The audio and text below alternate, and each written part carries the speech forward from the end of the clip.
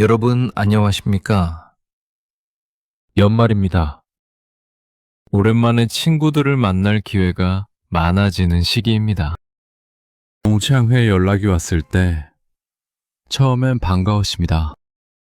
아, 오랜만에 얼굴 좀 보자. 이랬습니다. 그런데 막상 다녀오고 나면 어떻습니까? 기분이 묘합니다.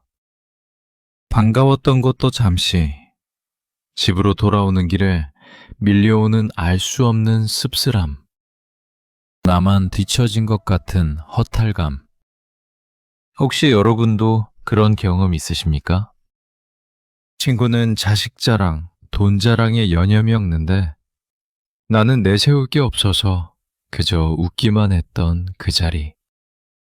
축하한다고 말은 했지만 속으로는 배가 아팠던 그 순간들 말입니다. 여러분, 잘 오셨습니다. 오늘 이 영상이 여러분의 속쓰린 마음에 작은 위로가 되기를 바랍니다. 본격적인 이야기에 앞서 구독과 좋아요를 눌러주시면 제가 더 좋은 영상을 만드는데 큰 힘이 됩니다. 오늘은 철학자 쇼펜하우어와 함께 그 자랑 배틀에서 상처받은 마음을 치유하고 진짜 잘 사는 게 무엇인지 이야기해 보겠습니다. 편안한 마음으로 귀 기울여 주십시오. 첫 번째 이야기. 반갑다고 나갔는데 왜 집에 올 땐 속이 쓰릴까요? 오랜만에 받은 단체 카톡 메시지. 올해도 연말 모임 합니다. 꼭 참석해 주세요. 처음엔 설렙니다. 아, 그래. 오랜만에 친구들 얼굴 좀 보자. 그때 그 시절 이야기도 하고 웃고 떠들면 좋겠다. 이런 생각이 듭니다. 옷도 신경 써서 입고 머리도 다듬고 들뜬 마음으로 약속 장소로 향합니다. 만났습니다. 처음에는 정말 반갑습니다.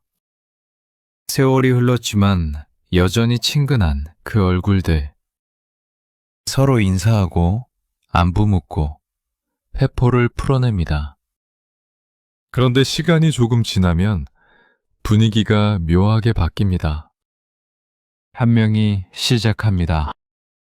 우리 아들이 이번에 대기업 입사했어. 우리 딸이 의사랑 결혼했어. 그러면 또 다른 친구가 받아줍니다. 우리 남편이 이번에 승진했어. 우리 집 전세에서 드디어 내 집 마련했어. 자랑 퍼레이드가 시작됩니다. 처음엔 축하한다고 말합니다. 웃으며 박수도 칩니다. 하지만 그 시간이 길어질수록 내 입가의 미소는 점점 굳어갑니다. 내세울 게 없습니다. 나는 그저 듣기만 합니다. 누가 물어봅니다. 너는 요즘 어떻게 지내? 라고 말입니다. 뭐 별일 없어. 그냥 그렇지 뭐. 이렇게 대충 얼버무립니다. 더 이상 물어보지 않습니다. 다들 자기 이야기에 바쁩니다. 그렇게 두어 시간이 흐르고 모임이 끝납니다. 다음에 또 보자. 손 흔들며 헤어집니다. 집으로 돌아오는 길. 버스 창밖을 멍하니 바라봅니다. 가슴 한구석이 답답합니다. 무언가 먹은 것도 아닌데 속이 더부룩합니다. 나만 이러나 싶습니다. 나만 초라하게 사는 건가? 이런 생각이 듭니다. 분명 반가운 마음으로 나갔는데 돌아올 땐 왜 이렇게 마음이 무거울까요? 여러분, 이건 당신만의 문제가 아닙니다. 우리 모두가 겪는 일입니다. 쇼펜하우어는 말했습니다. 인간은 타인과의 비교 속에서 자신의 행복을 측정하는 불행한 존재다 라고 말입니다. 절대적으로 행복해도 옆 사람이 더 행복해 보이면 우리는 불행해집니다. 그게 인간입니다.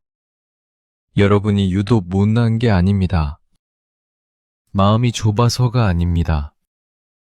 그저 인간이기 때문입니다.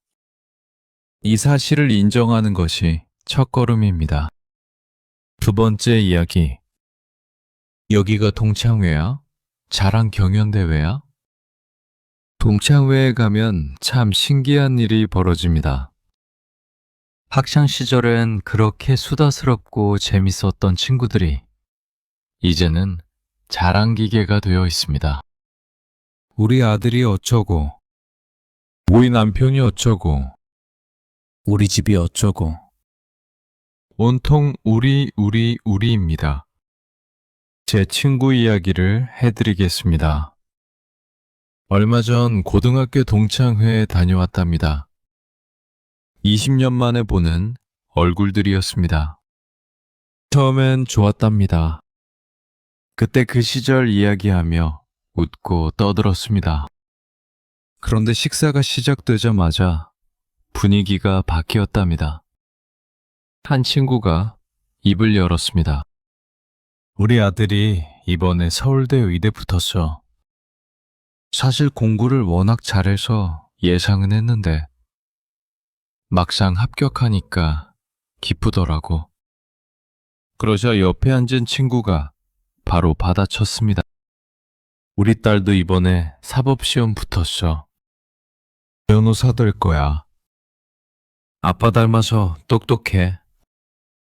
그러자 또 다른 친구가 끼어듭니다. 나는 자식 교육은 자율에 맡겼어. 대신 우리 남편이 사업해서 건물 하나 장만했지. 강남에 있는데 임대료가 꽤 괜찮아. 와, 대박. 부러워. 이런 말들이 오갑니다. 하지만 그건 진심이 아닙니다. 사교적인 립 서비스일 뿐입니다. 왜 친구는 그 자리에서 아무 말도 못했답니다. 친구 자식은 그냥 평범한 회사 다닙니다. 남편은 정년퇴직했고 건물은커녕 전세살입니다. 뭐라고 말할 게 없었답니다. 그냥 웃으며 고개만 끄덕였답니다. 집에 돌아와서 남편한테 하소연했답니다. 거기가 동창회야. 자랑 경연대회야. 라고 말입니다. 여러분, 이게 요즘 모임의 현실입니다. 서로 안부를 묻는 게 아니라 서로 잘 사는지 확인하러 갑니다.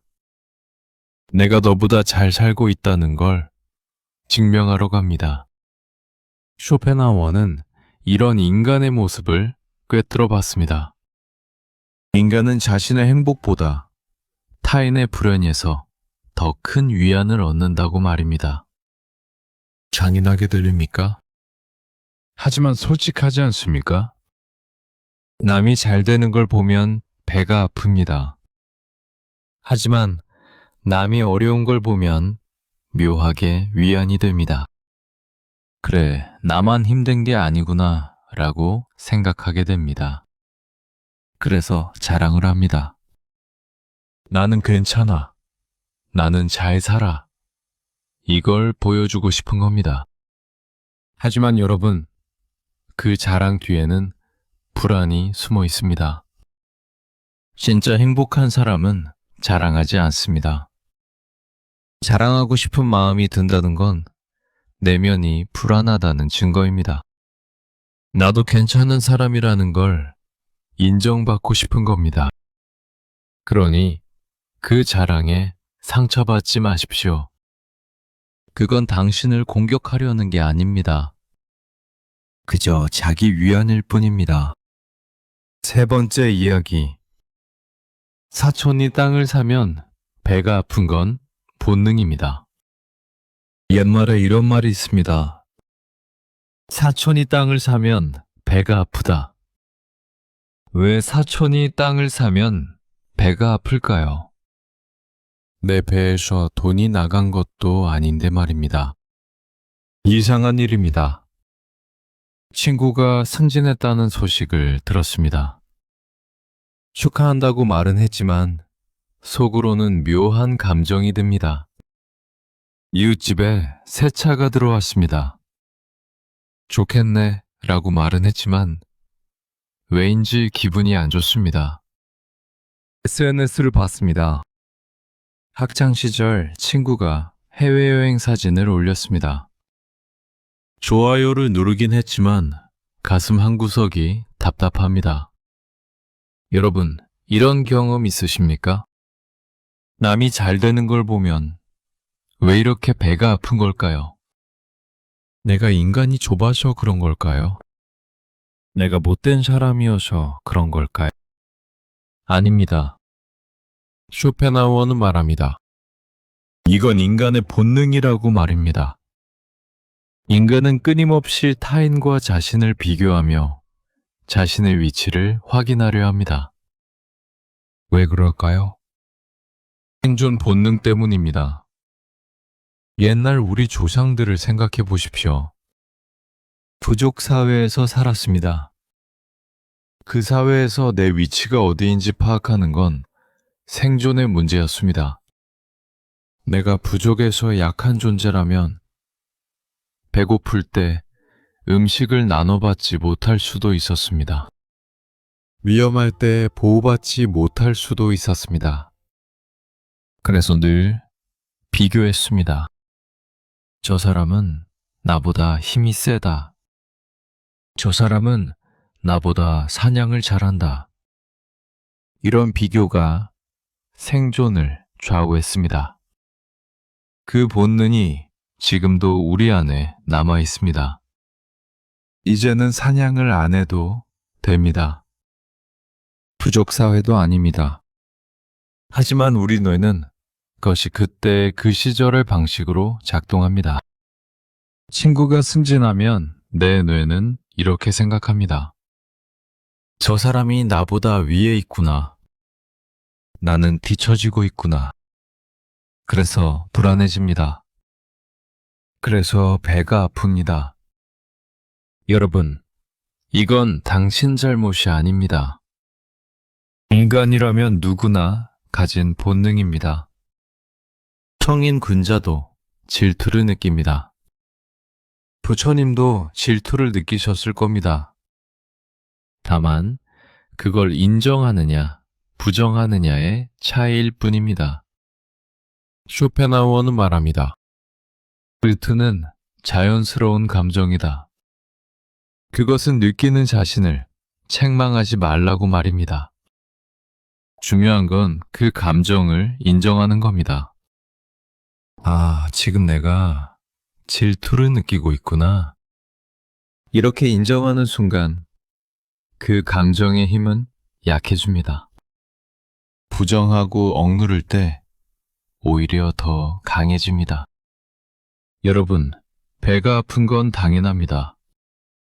그게 인간입니다.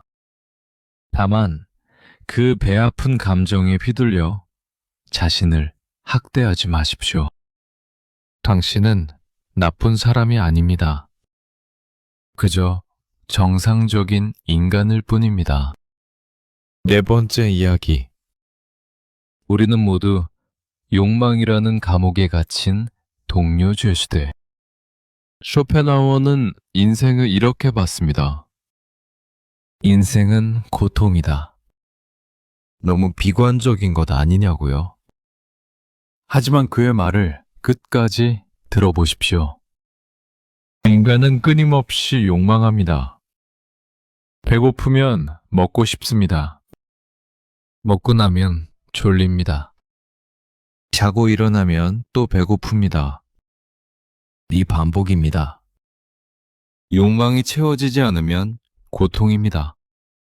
욕망이 채워져도 잠시뿐. 곧 권태가 찾아옵니다. 그래서 또 욕망합니다. 끝이 없습니다. 돈을 벌고 싶습니다. 100만 원을 벌면 1000만 원을 원합니다. 1000만 원을 벌면 억대를 꿈꿉니다. 억대를 벌면 10억을 원합니다. 끝이 없습니다. 자식이 대학에 가면 좋은 직장에 가길 바랍니다. 좋은 직장에 가면 승진하길 바랍니다. 승진하면 더 높이 올라가길 바랍니다. 끝이 없습니다. 쇼펜하우어는 이걸 욕망이라는 감옥이라고 불렀습니다. 우리는 모두 이 감옥에 갇혀 있습니다. 동창회에서 자랑하던 그 친구도 마찬가지입니다. 우리 아들이 대기업 입사했어 라고 자랑하지만 속으로는 이렇게 생각합니다. 다른 친구 아들은 의사인데 우리 아들은 회사원이네. 우리 집 강남에 샀어 라고 자랑하지만 속으로는 이렇게 생각합니다. 다른 친구는 건물이 있는데 나는 겨우 아파트네. 끝이 없습니다. 아무리 가져도 만족하지 못합니다. 늘 더 위를 봅니다.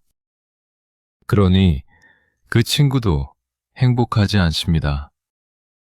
겉으로는 화려해 보여도 속으로는 여전히 무언가에 쫓기고 있습니다. 제가 아는 분이 계십니다. 재벌은 아니지만 꽤 부유하십니다. 한 번은 솔직하게 말씀하시더군요. 돈이 많아져도 행복하지 않다고 말입니다.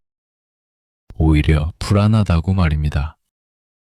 이 돈을 지켜야 한다는 압박감, 자식들이 유산 문제로 싸울까봐 걱정, 친척들이 돈 빌려달라고 할까봐 두려움, 돈이 많다고 행복한 게 아니더랍니다. 쇼펜하우어의 말이 맞습니다. 우리는 모두 욕망이라는 감옥에 갇힌 동료 죄수들입니다.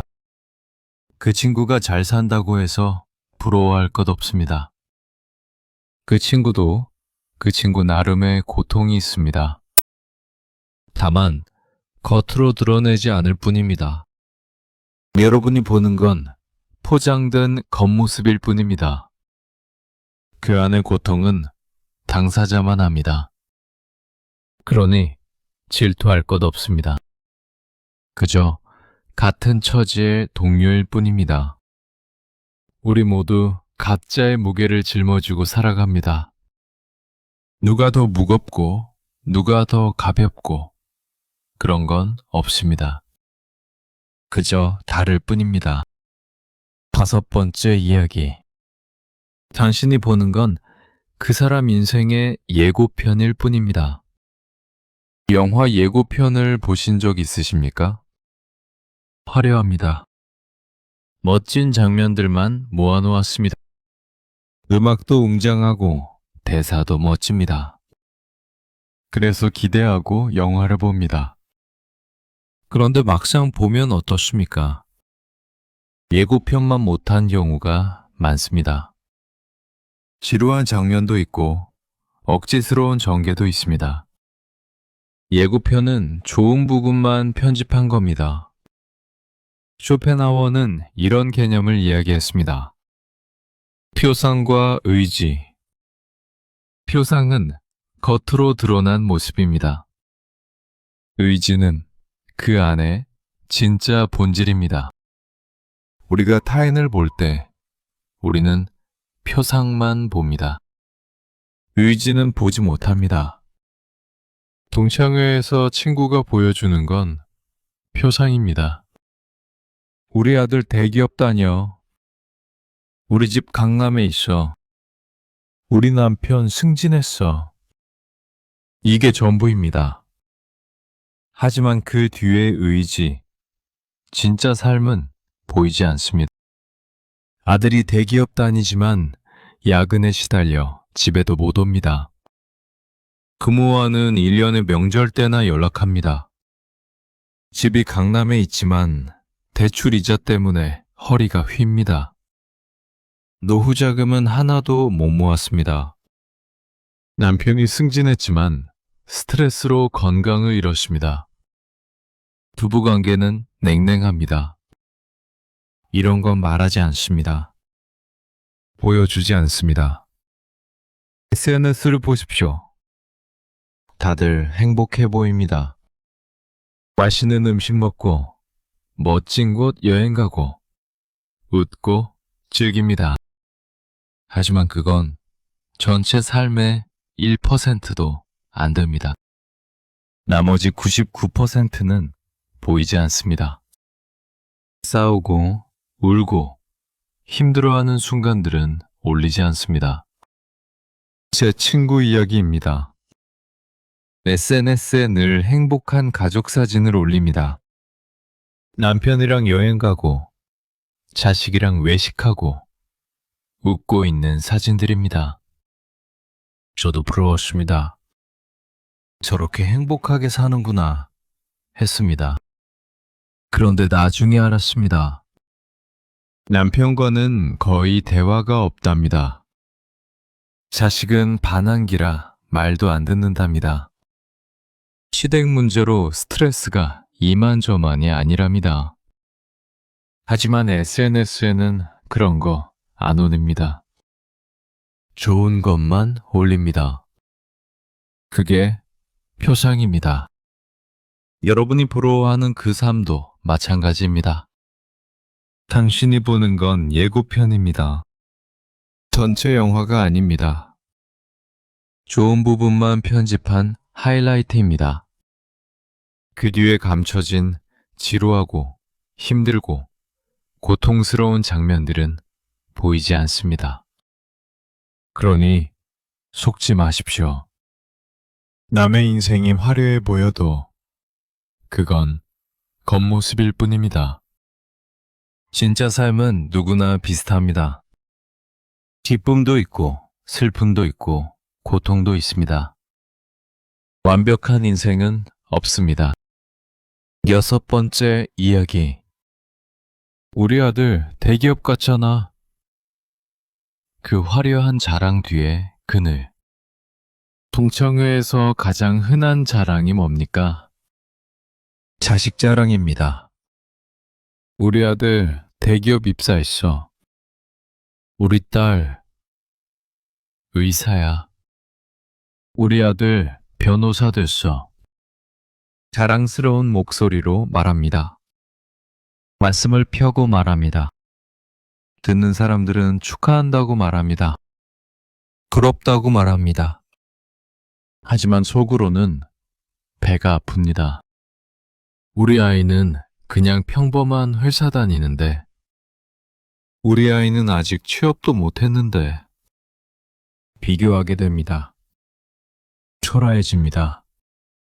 그런데 여러분, 그 자랑 뒤에 진짜 이야기를 아십니까? 제가 아는 분이 계십니다. 아들이 대기업 다닙니다. 모임만 가면 자랑하십니다. 우리 아들 대기업 다녀. 연봉도 괜찮아. 다들 부러워합니다. 대단하시네요. 자식복 있으시네요. 그런데 그분의 진짜 속사정을 합니다. 아들이 1년에 몇 번이나 집에 옵니까? 명절 때 딱 2번입니다. 그것도 하루 자고 바로 갑니다. 전화도 잘 안 받습니다. 바쁘다고 합니다. 부모님 생신에도 안 옵니다. 용돈을 계좌로 보낼 뿐입니다. 그분은 외롭습니다. 대기업 다니는 아들이 뭡니까? 곁에 없는데 말입니다. 하지만 밖에서는 자랑합니다. 그래야 자존심이 서니까요. 또 다른 분이 계십니다. 딸이 의사입니다. 어디 가나 자랑합니다. 우리 딸 의사야. 큰 병원에서 일해. 그런데 그분도 외롭습니다. 딸이 결혼하고 나서는 더 연락이 뜸해졌습니다. 시댁 눈치 본다고 합니다. 손주를 보고 싶어도 마음대로 못 봅니다. 며느리가 아니라 사위 눈치를 봐야 합니다. 명절에도 시댁 먼저 갑니다. 친정은 나중입니다. 가슴이 아픕니다. 하지만 밖에서는 말합니다. 우리 딸 의사야. 잘 살아. 쇼펜하우어는 말했습니다. 빛이 강할수록 그림자도 짙다고 말입니다. 화려한 자랑 뒤에는 반드시 그늘이 있습니다. 자식이 성공했지만 관계는 소원합니다. 자식이 돈을 잘 벌지만 효도는 돈으로만 합니다. 마음을 주지 않습니다. 시간을 주지 않습니다. 그저 명절 때 용돈 봉투 하나 주는 게 전부입니다. 부모는 외롭습니다. 하지만 그 외로움을 말하지 못합니다. 자랑할 게 그것밖에 없으니까요. 여러분, 그 자랑에 속지 마십시오. 겉으로는 화려해 보여도 속은 텅 비어 있을 수 있습니다. 자식이 평범해도 괜찮습니다. 곁에 있으면 됩니다. 자주 보고, 자주 이야기하고, 함께 밥 먹으면 됩니다. 그게 진짜 행복입니다. 대기업 다니는 자식보다 주말에 찾아와서 함께 시간을 보내는 자식이 더 소중합니다. 그걸 아십시오. 7번째 이야기. 돈 많은 그 친구, 정말 마음 편하게 발 뻗고 잘까요? 동창회에서 또 하나 흔한 자랑. 좋은 자랑입니다. 우리 남편 사업 잘 돼서 건물 샀어. 우리 집 재개발돼서 대박 났어. 주식으로 몇 억 벌었어. 돈 이야기가 나오면 분위기가 묘해집니다. 다들 관심을 보입니다. 부럽다고 말합니다. 하지만 속으로는 씁쓸합니다. 나는 평생 월급쟁이로 살았는데, 나는 저축한 것도 별로 없는데, 비교하게 됩니다. 그런데 여러분, 돈 많은 사람이 정말 행복할까요? 쇼펜하우어는 이렇게 말했습니다. 재산은 바닷물과 같다. 마시면 마실수록 목이 마르다고 말입니다. 돈이 많을수록 더 많은 걱정이 생깁니다. 제가 아는 분이 계십니다. 사업에 성공해서 꽤 부유하십니다. 건물도 몇 개 있고 자산이 수십억입니다. 부러울 것 같습니까? 그분을 가까이서 보면 그렇지 않습니다. 늘 불안해하십니다. 건물 세입자가 나가면 어쩌나. 부동산 가격이 떨어지면 어쩌나. 자식들이 유산 문제로 싸우면 어쩌나. 밤에 잠을 못 주무십니다. 재산세 걱정, 종부세 걱정, 세금 걱정에 시달리십니다. 친척들이 돈 빌려달라고 연락합니다. 친구들이 사업 투자하자고 합니다. 믿었던 사람에게 사기당할까봐 두렵습니다. 그래서 사람을 의심하게 됩니다. 진짜 나를 좋아하는지, 내 돈을 좋아하는지 구분이 안 됩니다. 자식들도 걱정입니다. 돈 때문에 버릇없이 자랄까봐 걱정입니다. 스스로 노력하지 않고 부모 재산만 믿을까봐 걱정입니다. 돈을 주자니 걱정, 안 주자니 서운해할까봐 걱정입니다. 끝이 없습니다. 또 다른 분이 계십니다. 주식으로 큰 돈을 벌었습니다. 처음엔 좋았답니다. 이제 평생 먹고 살 걱정 없다고 생각했답니다. 그런데 시간이 지나니 불안해졌답니다. 이 돈을 지켜야 한다는 압박감, 잃으면 어쩌나 하는 두려움. 주식 시세를 하루 종일 들여다봅니다. 조금만 떨어져도 잠이 안 옵니다. 돈이 생기기 전보다 더 불행해졌답니다. 쇼펜하우어는 말했습니다. 가진 것이 많을수록 잃을 것도 많아진다고 말입니다. 없으면 잃을 게 없습니다. 마음이 편합니다. 하지만 많이 가지면 그걸 지켜야 합니다. 그게 스트레스입니다. 여러분, 돈 많은 사람을 부러워하지 마십시오. 그 사람도 그 사람 나름의 고통이 있습니다. 돈이 적어도 괜찮습니다. 마음 편하게 살 수 있으면 됩니다. 빚 없고 건강하고 가족이랑 평화롭게 지내면 됩니다. 그게 진짜 부자입니다. 통장 잔고가 아니라 마음의 평화가 진짜 재산입니다. 8번째 이야기. 나만 뒤처진 것 같은 가짜 박탈감에 속지 마세요. 동창회를 다녀온 날 밤, 잠이 안 옵니다. 머릿속으로 오늘 들은 이야기들이 맴돕니다. 누구는 숨진했다. 누구는 건물 샀다. 누구 자식은 의사다. 그리고 나는 별일 없이 그냥 살고 있다. 비교하게 됩니다. 남들은 다 잘 사는 것 같은데 나만 뒤처진 것 같습니다.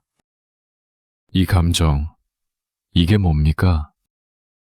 상대적 박탈감입니다. 절대적으로 보면 나도 괜찮게 삽니다. 먹고 살 만큼 벌고 가족도 건강하고 큰 문제 없이 살고 있습니다. 하지만 남과 비교하는 순간 초라해집니다. 쇼펜하워는 이걸 경고했습니다. 행복은 절대적인 게 아니라 상대적이라고 말입니다. 내가 가진 것이 중요한 게 아니라 남이 가진 것과 비교해서 내가 얼마나 가졌는지가 중요해집니다. 이게 함정입니다. SNS를 보십시오. 다들 행복해 보입니다. 맛집 가고, 여행 가고, 좋은 차 타고, 예쁜 집에 살고 있습니다. 그걸 보면 기분이 어떻습니까? 나만 초라한 것 같습니다. 하지만 그건 착각입니다. SNS는 편집된 하이라이트입니다. 좋은 것만 보여줍니다. 힘든 일, 슬픈 일, 평범한 일상은 안 올립니다. 1년에 한 번 여행 간 사진을 올리면 마치 항상 여행 다니는 것처럼 보입니다. 한 달에 한 번 맛집 간 사진을 올리면 마치 매일 외식하는 것처럼 보입니다. 하지만 실제로는 나머지 364일은 평범하게 삽니다. 집에서 라면 끓여 먹고 텔레비전 보고 빨래하고 삽니다. 나랑 똑같습니다. 동창회도 마찬가지입니다. 모두가 좋은 이야기만 합니다. 자랑할 것만 말합니다. 힘든 이야기는 안 합니다. 실패한 이야기는 안 합니다. 그러니 마치 모두가 성공한 것처럼 보입니다. 하지만 실제로는 그렇지 않습니다. 10명 중에 진짜 잘 사는 사람은 한두 명입니다. 나머지는 다 비슷비슷합니다. 다만 잘 포장할 뿐입니다. 제 친구 이야기입니다. 동창회에서 늘 잘난 척합니다. 사업 잘 된다고, 돈 잘 번다고 말합니다.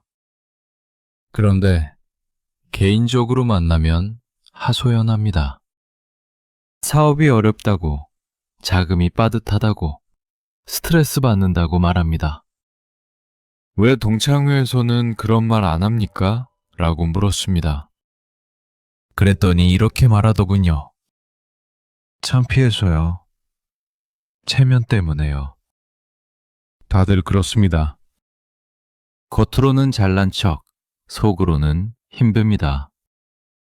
여러분, 가짜 박탈감에 속지 마십시오. 남들이 다 잘 사는 것 같아도 그건 겉모습일 뿐입니다. 당신만 뒤처진 게 아닙니다.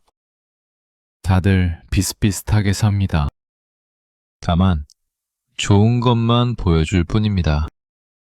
당신의 삶도 충분히 괜찮습니다. 남과 비교하지 마십시오. 당신은 당신대로 잘 살고 있습니다. 9번째 이야기. 쇼펜하우어의 해법. 미움 대신 동정심을 가지세요. 자, 여기까지 우리는 질투가 뭔지, 왜 생기는지, 남들의 자랑 뒤에 뭐가 숨어 있는지 살펴봤습니다. 이제 가장 중요한 질문입니다. 그럼 어떻게 해야 합니까? 동창회 가서 친구들 자랑 들을 때 어떻게 해야 마음이 편할까요?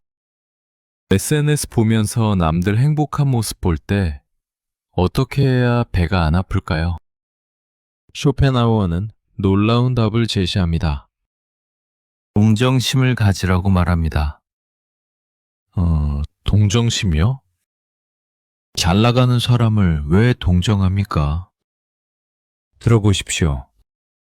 쇼펜하우어가 말하는 동정심은 불쌍히 여기는 마음입니다. 측은지심입니다. 자랑하는 그 친구를 불쌍하게 여기라는 겁니다. 이게 무슨 말입니까? 생각해 보십시오. 진짜 행복한 사람은 자랑하지 않습니다. 내면이 충만한 사람은 남에게 인정받을 필요를 느끼지 않습니다. 자랑한다는 건 내면이 공허하다는 증거입니다. 나도 괜찮은 사람이라고 확인받고 싶은 겁니다. 나도 가치 있는 사람이라고 인정받고 싶은 겁니다. 그게 얼마나 불쌍한 일입니까? 제가 아는 분이 계십니다. 모임만 가면 자랑합니다. 우리 아들 대기업 다녀. 우리 집 새 차 샀어.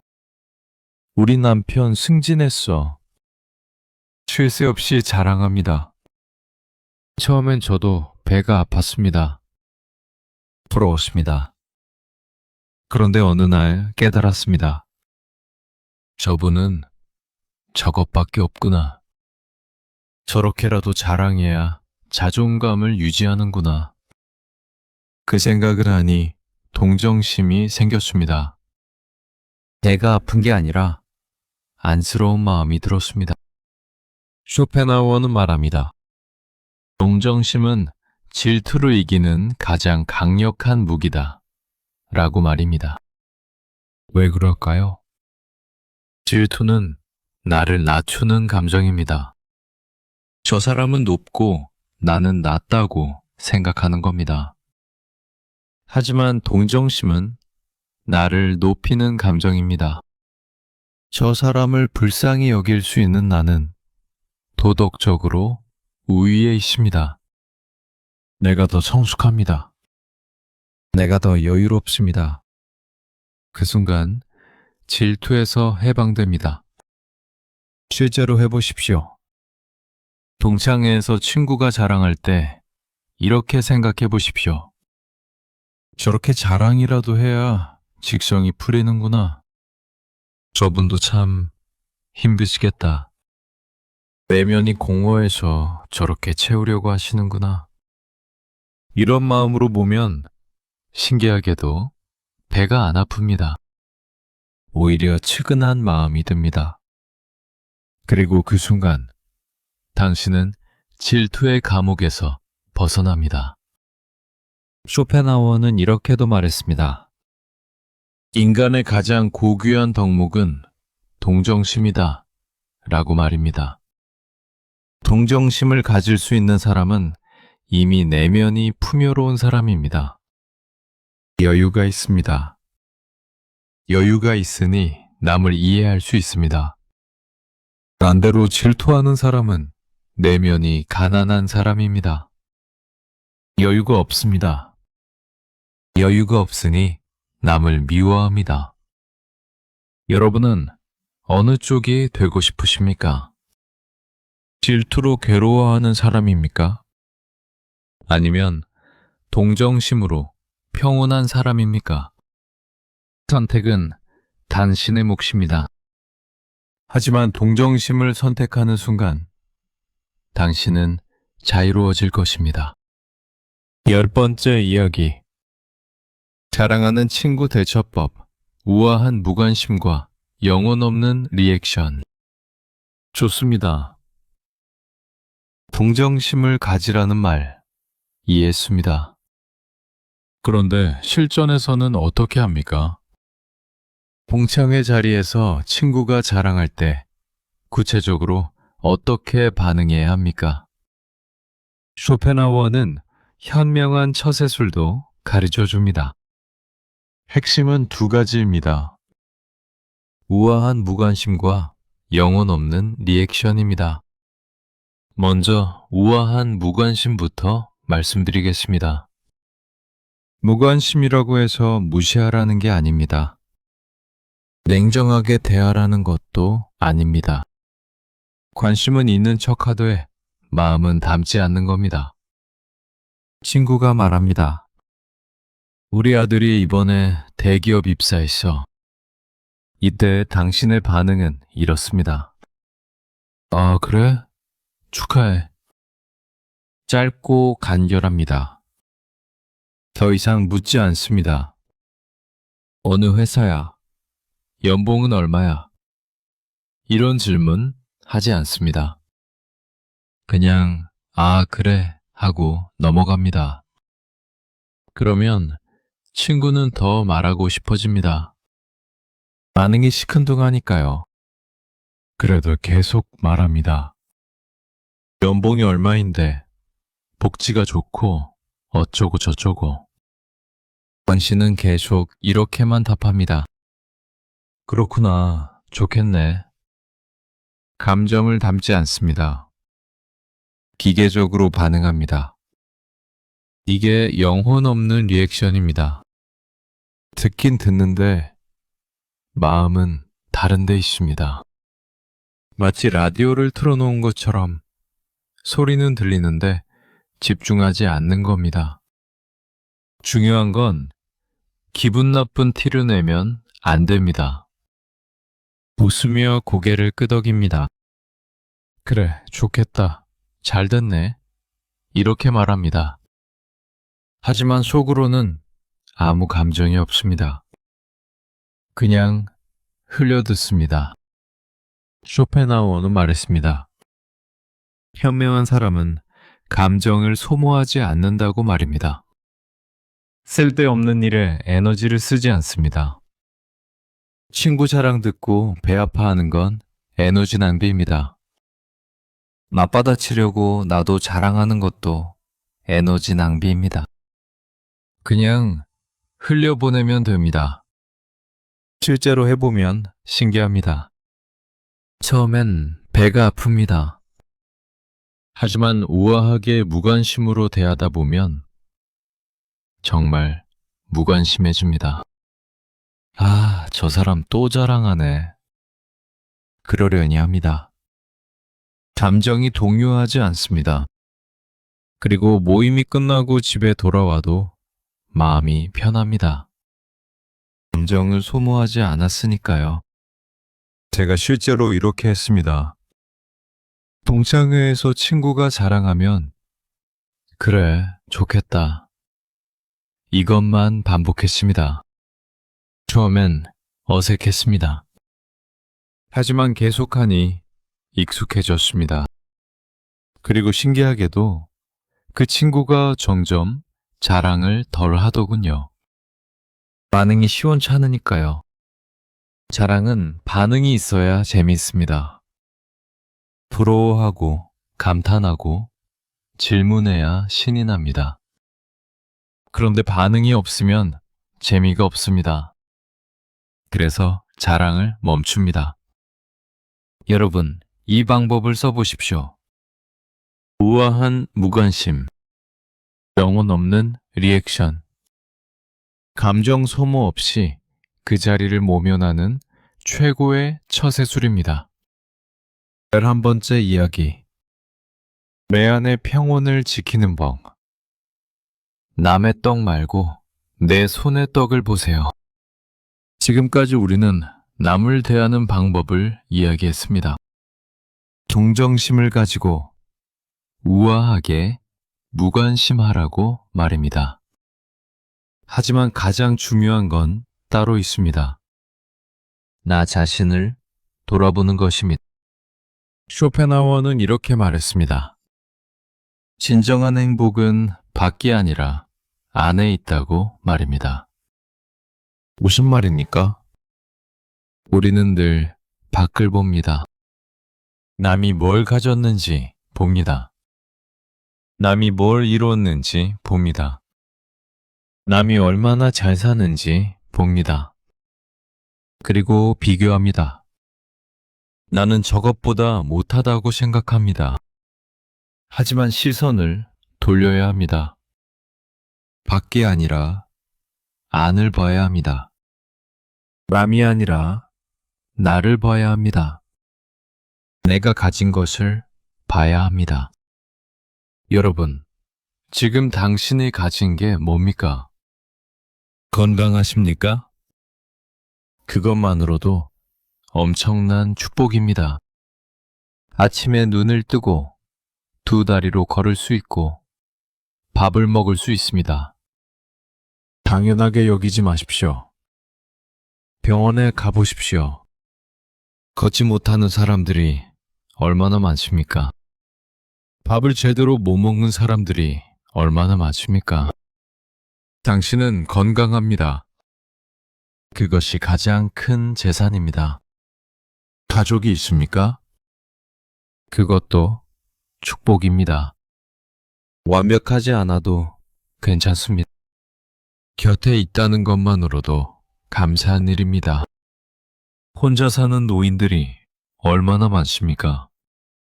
외롭게 죽어가는 사람들이 얼마나 많습니까? 당신에게는 가족이 있습니다. 정말 사람이 있습니다. 그것만으로도 부자입니다. 지붕 아래 잠잘 곳이 있습니까? 오늘 먹을 밥이 있습니까? 입을 옷이 있습니까? 다 있습니다. 그럼 충분합니다. 쇼펜하우어는 말했습니다.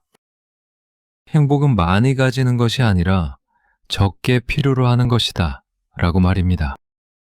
남들이 강남에 집이 있든 건물이 있든 그게 뭐가 중요합니까? 내가 편히 잘 곳이 있으면 됩니다.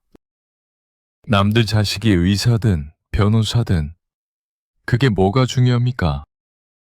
내 자식이 건강하고 착하면 됩니다. 남들이 외제차를 타든 명품을 사든 그게 뭐가 중요합니까? 내가 편하게 이동할 수 있으면 됩니다. 시선을 돌리십시오. 남의 떡을 보지 말고 내 손의 떡을 보십시오. 남의 떡은 항상 커 보입니다. 하지만 실제로는 비슷합니다. 내 손의 떡도 충분히 큽니다. 감사하는 마음을 가지십시오. 아침에 눈을 뜨면 오늘도 살아있음에 감사하십시오. 밥을 먹으면 이 음식에 감사하십시오. 가족을 보면 곁에 있음에 감사하십시오. 감사하는 마음이 생기면 비교하는 마음이 사라집니다.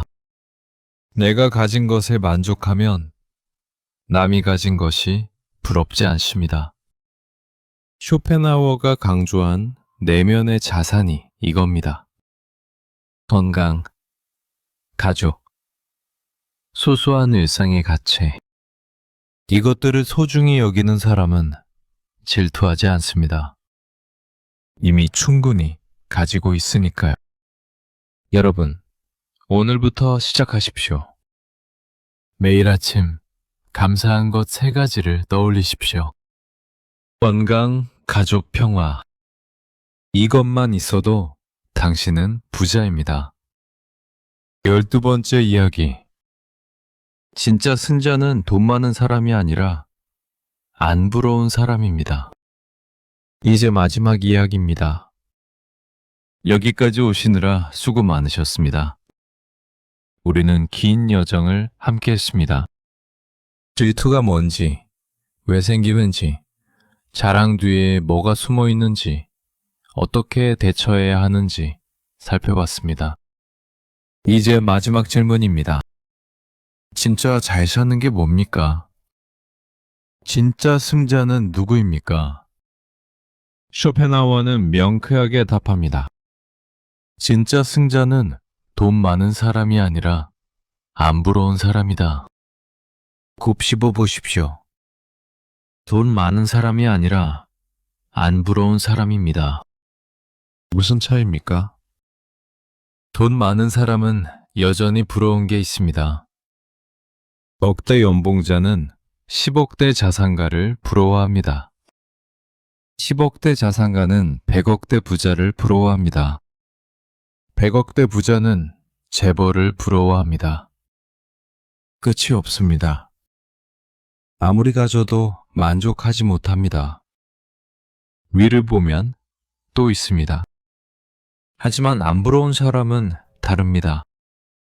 돈이 많든 적든 내가 가진 것에 만족합니다. 남이 뭘 가졌든 상관없습니다. 나는 나대로 충분하니까요. 이게 진짜 부자입니다. 이게 진짜 승리입니다. 제가 아는 어르신 한 분이 계십니다. 재산이 많지 않습니다.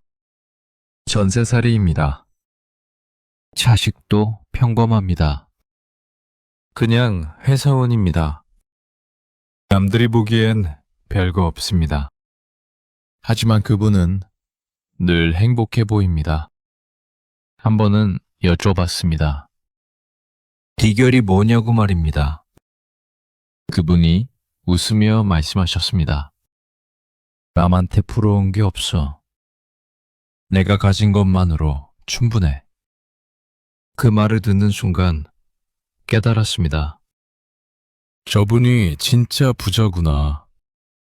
저분이 진짜 승자구나. 쇼펜하우어는 이렇게 말했습니다. 인생의 목표는 많이 가지는 것이 아니라 평온한 마음을 가지는 것이다 라고 말입니다. 평온. 이게 핵심입니다. 남과 비교하지 않는 평온한 마음.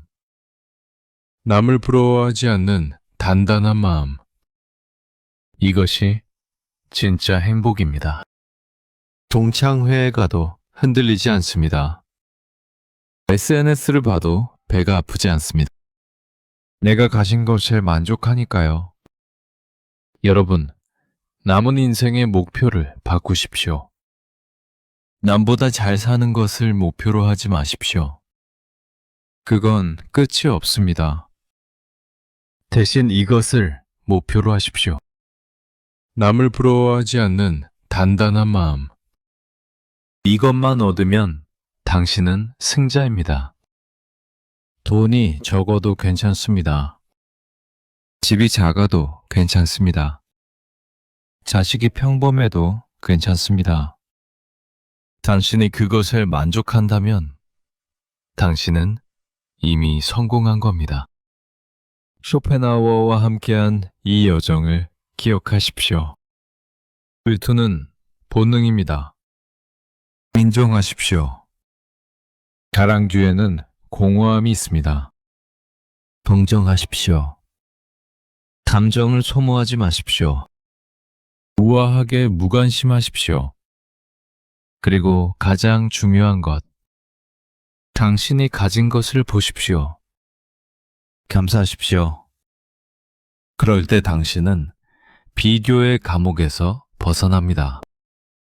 질투의 지옥에서 탈출합니다. 자유로워집니다. 진짜 부자가 됩니다. 진짜 승자가 됩니다. 안 부러운 사람. 그것이 당신의 목표입니다. 그것이 우리 모두의 목표입니다. 오늘부터 시작하십시오. 남의 떡을 보지 말고 내 손의 떡을 보십시오. 남의 인생을 부러워하지 말고 내 인생을 사랑하십시오. 그럴 때 당신의 인생은 비로소 빛나기 시작할 것입니다. 여러분, 긴 시간 함께 해주셔서 감사합니다. 오늘 우리는 쇼펜하우어와 함께 긴 여정을 떠났습니다. 동창회에서, 모임에서, SNS에서 느꼈던 그 씁쓸함. 남들은 잘 사는 것 같은데 나만 뒤처진 것 같은 그 박탈감. 그 감정들을 하나하나 들여다봤습니다. 질투는 본능이라는 것. 자랑 뒤에는 공허함이 숨어 있다는 것. 남이 보여주는 건 예고편일 뿐이라는 것. 그리고 해결책도 찾았습니다. 동정심을 가지는 것. 우아하게 무관심한 것. 내가 가진 것에 감사하는 것. 무엇보다 중요한 깨달음은 이것이었습니다. 진짜 승자는 많이 가진 사람이 아니라 안 부러운 사람이다. 여러분, 이제 비교의 감옥에서 걸어 나오십시오. 남들이 뭘 가졌든 뭘 이뤘든 그건 그들의 인생입니다. 당신에게는 당신만의 인생이 있습니다. 느린 것 같아도 괜찮습니다. 평범해 보여도 괜찮습니다. 당신의 속도로 가십시오. 당신의 방식대로 사십시오. 그것이 진짜 잘 사는 겁니다. 쇼펜하우어는 우리에게 말합니다. 비교하지 말고 감사하라. 질투하지 말고 동정하라. 밖을 보지 말고 안을 보라. 이 지혜를 가슴에 새기십시오. 오늘 이 영상이 여러분의 상처받은 마음에 작은 위로가 되었기를 바랍니다. 주변에 힘들어하는 친구분들께 이 영상을 공유해 주십시오. 그리고 구독과 좋아요 버튼을 꼭 눌러주십시오. 여러분의 작은 응원 하나하나가 제가 더 좋은 콘텐츠를 만드는데 큰 힘이 됩니다. 여러분은 결코 혼자가 아닙니다. 저와 이 채널이 여러분의 평온한 일상을 늘 응원하겠습니다. 다음 영상에서 또 만나 뵙겠습니다. 오늘도 그리고 내일도 남과 비교하지 않고 나만의 속도로 걸어가는 행복한 하루 보내십시오. 여러분, 당신은 이미 충분히 잘 살고 계십니다. 감사합니다.